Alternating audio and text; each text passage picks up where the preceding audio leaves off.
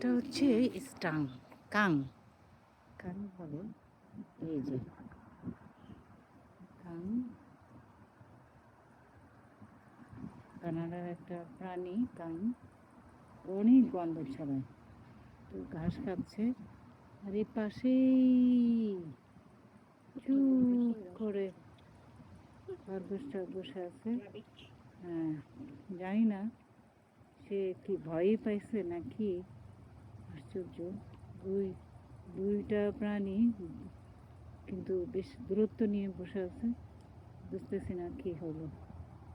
এই যে আর এই যে কাং, এই যে কাং, এই যে মুখটা দেখা যাচ্ছে না, সে সব তো ঘাস খাচ্ছে। লেজটা উঁচু করে বসে আছে।